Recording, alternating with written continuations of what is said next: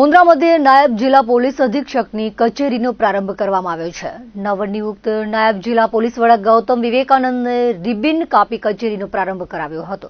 ત્યારબાદ તેમણે ચાર્જ સંભાળ્યો હતો। મુન્દ્રામાં ઘણા સમયથી ડીવાયએસપી કચેરીની માંગ હતી, તે આજે પૂર્ણ થઈ છે। નાયબ જિલ્લા પોલીસ કચેરીની અંદર Mundra police, Mundra coastal, Pragpar Mandvi, Gadhsisa Koday police સહિતના પોલીસ મથકો હસ્તક રહેશે। મંગળવારે બપોર બાદ નવનિયુક્ત એએસપી ગૌતમ વિવેકાનંદને મુન્દ્રા પ્રાંત કચેરીની નીચે બનેલ નાયબ જિલ્લા પોલીસ અધિક્ષકની કચેરી આવી પહોંચ્યા હતા અને શાસ્ત્રોક્ત વિધિથી મંત્રોપચાર સાથે રિબિન કાપી નવી કચેરીનો પ્રારંભ કર્યો હતો। બાદમાં મુન્દ્રા પોલીસ મથકના PI Rakesh Thummar, Pragpar PSI VN Chavda, Mundra પોલીસના પીએસઆઈ ગોસ્વામીએ નવા એએસપીનું સન્માન કર્યું હતું। પશ્ચિમ કચ્છ નાયબ અધિક્ષક મુન્દ્રાના એએસપી ગૌતમ વિવેકાનંદને પોલીસ સ્ટાફની પ્રશંસા કરી હતી।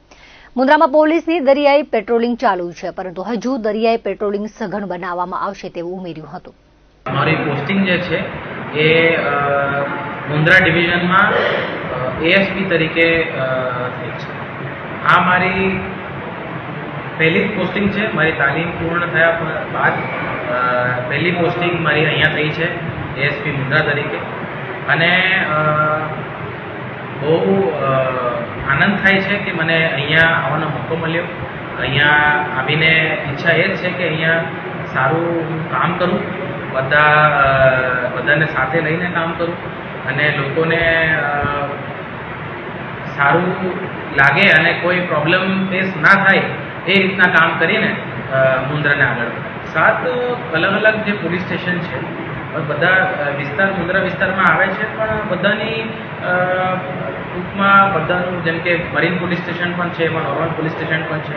તો જ્યાં જે રીતનું જરૂરિયાત હોય છે, જેમ કે મુન્દ્રામાં ઇકોનોમી અહીંયા વધારે છે, પોર્ટ છે, કોસ્ટલ રિજિયન છે, દરિયો છે, તો જે જગ્યાનું એ પ્રમાણમાં જે એની પ્રાથમિકતાની જરૂર હશે ત્યાં એવો ફોકસ રાખવામાં આવશે અને એ રીતના જ કામ કરવામાં આવશે કે નાનીથી નાની જે પણ વસ્તુ હોય બધી કવર થઈ।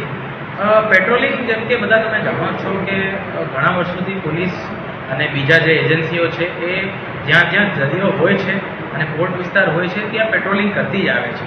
અહીંયા પણ મરીન પોલીસ સ્ટેશન છે, તો પેટ્રોલિંગ જે પોલીસની કામ હોય છે પેટ્રોલિંગ રાખવી અને સુપરવાઇઝન રાખવું દરિયા ઉપર એ રેગ્યુલરલી થશે। અને એ સિવાય હું પણ એને સુપરવાઇઝ કરીશ, મોનિટર કરીશ અને એમાં મને જો લાગે કે આમાં કંઈ ઇમ્પ્રુવમેન્ટની જરૂર છે તો એ રીતના એને આગળ વધારીશ।